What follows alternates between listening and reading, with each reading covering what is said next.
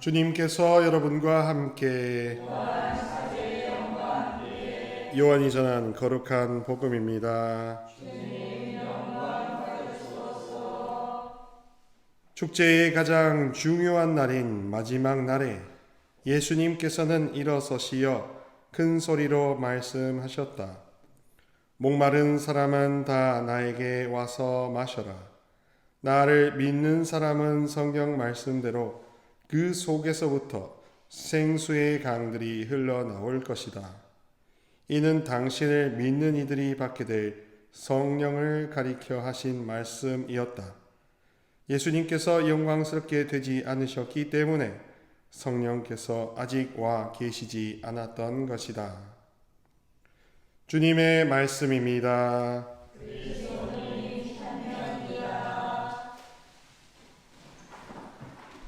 참 예수님, 네, 하여튼 다시 반갑게 맞이해 주셔서 감사합니다.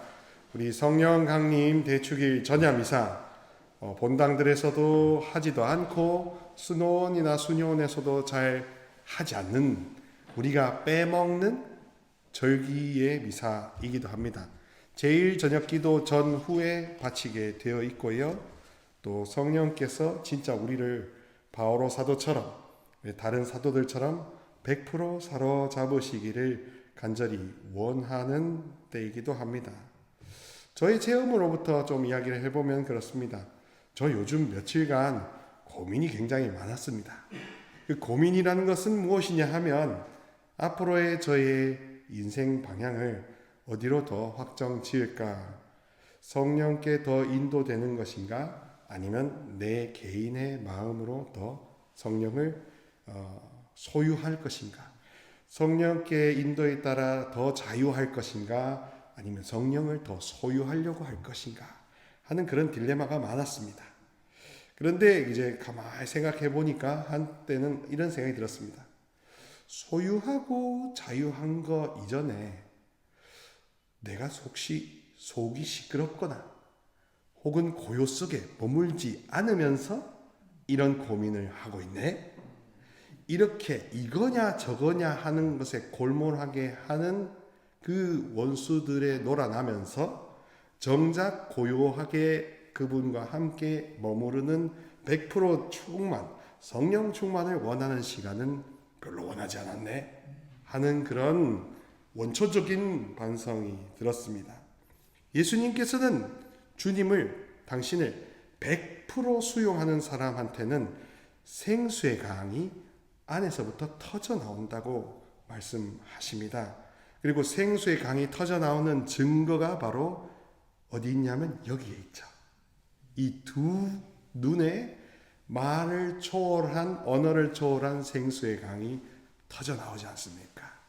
그리고 형언할 수 없는 하느님의 사랑이 절절하게 느껴지고, 또 어떤 내일 올 우리 후배의 신부님 베르나르디노 신부님의 말의 표에 따르면 그분이 오랜만에 취했다고 이야기하더라고요. 알코올리즘에 때문에 단주 모임을 14년간 우리 하던 베르나르디노 신부님이 콜라도 취하고 커피도 취하기 때문에 그런 것조차도 안 먹었는데 성령 묵상회에 14년 만에 딱 왔을 때 취하는 느낌을 받았답니다. 그래서 하느님이, 성령님이 우리 형제님의 영혼 육신을 다 거머 쥐시니까 사로잡혀서 취했는데 오히려 더 명료해지더라 하는 이야기들을 해줬습니다. 정말로 우리는 어느 쪽을 향해야 할까? 우리는 진짜 뽑힌 사람들인데 뽑히고 있습니다. 뽑힌 사람들인데 뽑히고 있습니다. 무슨 말이냐 하면 진짜 하느님이 손수 뽑아주신 분들인데 그루터기 우리 존재의 뿌리가 뽑히고 있다. 어두움과 갈등과 상황들 속에서 이 자그마한 분심과 선택의 고민 하에서 뿌리가 흔들리고 뽑히고 있더라. 원천으로 돌아가면 그저 그냥 고요하게 함께 하는 것을 더 원하면 그만인데 소유할 것이냐 자유할 것이냐 이런 상념에 빠져 있는 것이 너무 놀아나고 있었다는 생각이 들었습니다. 그렇게 돼서 나는 주님이 뽑으셔서 나는 뽑힌 자인데 얘네들이 이렇게 흔들리니까 제 뿌리가 뽑히고 있었던 거죠. 뽑힌 자 뽑히지 않도록, 뽑힌 자가 절대 뽑히지 않도록 깊이 당신께 다가오라는 부르심을 늘 하시는데, 우리는 뿌리가 뽑힌 그 다음에서야 내가 뽑힌 자구나, 내 뿌리가 뽑혀 나가 떨어진 상태에서야 내가 원래 아버지 하는 예수님 성령님에 의해 뽑힌 자구나, 뽑힌 자녀구나 하는 뒤늦은 잃었던 아들 같은 후회를 하게 되는 것 같습니다. 그래도 정말 놀라운 건 주님이 냉정하리만큼 화를 내시지만 그 영혼이 지옥의 문에 진짜 떨어지는 걸 원치 않으시기 때문에, 그래, 내가 너를 뽑은 영혼이란 걸 다시 기억하겠니? 그래서 더 이상 뽑힌 네가 뽑히지 않도록 나에게 다가와 머물러 주겠니? 하고 이렇게 하시는 게, 이게 애간장을 녹인다 이겁니다. 이거냐 저거냐, 소유냐 존재냐, 뭐 이런 문제 자체에 대해서도 완전히 뛰어넘는 그런 사람으로 부르심을 받았다는 것이 우리의 본래의 목적 아닐까요? 그래서 어쩌면은 분석하느라고 더 화를 키우더라고요. 거룩한 것도 그렇고 어두움도 그렇고 즉시 분석하는 즉시 말려들게 돼 있는 것을 저는 많이 느꼈습니다. 막 분석하고 있었거든요. 미래 어떻게 계획할까, 설계할까. 근데 갑자기 어느 순간 가만, 내가 고요 속에 머무는 거를 얘네들이 방해하고 있었네 하는 생각이 들었습니다. 그래서 오늘 성령 강림 대축일 전야를 미사를 하면서 나는 뽑혔는데 뽑히고 있나? 흔들릴 수는 있습니다. 바람에. 그런데 뽑히는 것은 그건 문제가 크겠죠.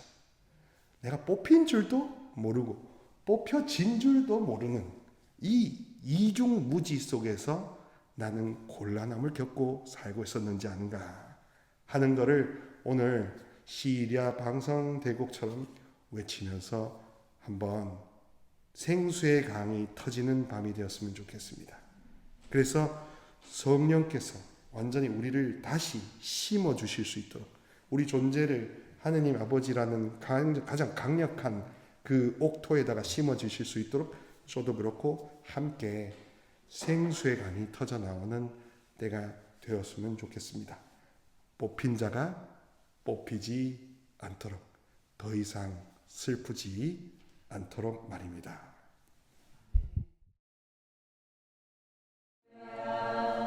주님께서 여러분과 함께 요한이 전한 거룩한 복음입니다.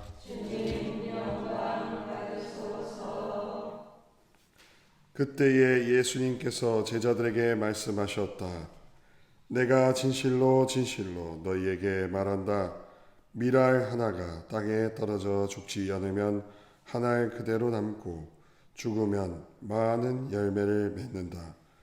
자기 목숨을 사랑하는 사람은 목숨을 잃을 것이고 이 세상에서 자기 목숨을 미워하는 사람은 영원한 생명에 이르도록 목숨을 간직할 것이다.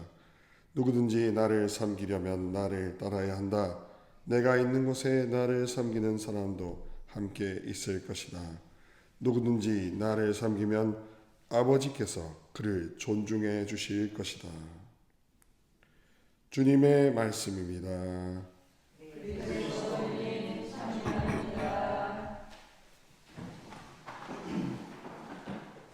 평화를 빕니다. 네, 평화입니다.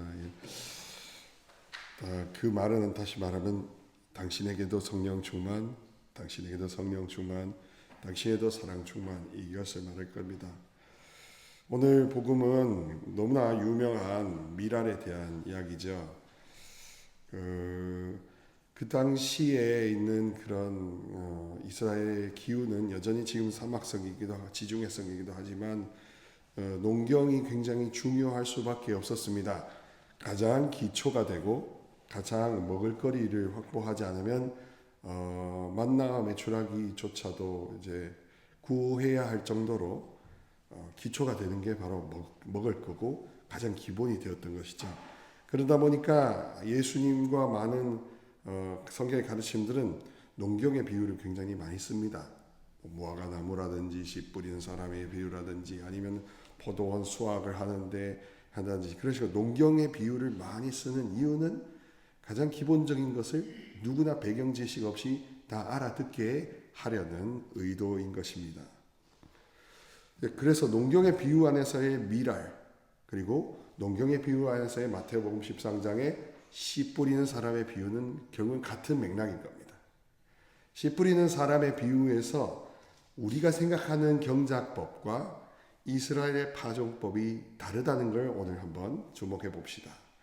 우리나라의 파종법은 땅을 다 갈아엎어서 보들보들하게 옥토가 만든 다음에 레이크로 돌을 다 갈아낸 다음에 그 다음에 씨앗에 씨를 뿌려서 씨 육종이 튼튼하면 좋은 열매가 맺을 것이고 씨 육종이 튼튼하지 않으면 농사가 완전히 망하는 그런 그 육종 씨앗에 굉장히 강조를 많이 할 겁니다. 그러니까 자연스럽게 도덕 의무적으로 그 마테오복음의 13장에서도 핵심을 씨가 누구냐, 당신이 어떤 씨앗이냐 하는 그 씨앗을 가지고 정체성을 규정하게 만드는 겁니다. 그러나 마테오복음 13장에서는 그 씨앗은 하느님의 말씀이라고 씨앗 자체가 튼튼하다는 이야기를 이미 깔고 시작합니다. 씨앗 자체는 아주 열매를 많이 맺을 수 있는 사랑의 씨, 엄청난 씨가 되는 거죠. 어떤 농업진흥환경청에서도 만들 수 없는 씨앗입니다. 근데 문제는 이스라엘의 농경법은 씨를 먼저 다 뿌려 놓은 다음에 그 다음에 땅을 갈아엎어 놓은 겁니다. 그래서 땅의 지력과 땅의 재질의 여하에 따라서 농사가 달라질 수 있는 것입니다. 그리고 게다가 생각해 보시면 북쪽에 갈릴레아 지방은 수변한 지역이지만 다른 지역에는 사실은 물이 되게 귀했죠. 그래서 물을 내려달라고 바알이라는 우상신에다가 기우제를 지낼 수밖에 없었을 것입니다. 그래서 결국에는 이 땅의 토질, 땅의 지질이 어떠냐에 따라 열매가 달라질 수밖에 없었던 것입니다. 우리나라처럼 이렇게 수경농법을 하거나 논에 물대는 것은 있을 수 없었죠. 그러니 물, 땅 이런 지상의 것은 우리가 준비하는 것이고 말씀이라는 씨앗은 영원불면하게 튼튼하게 보장이 되어 있는 그 능력의 씨앗이었던 것입니다.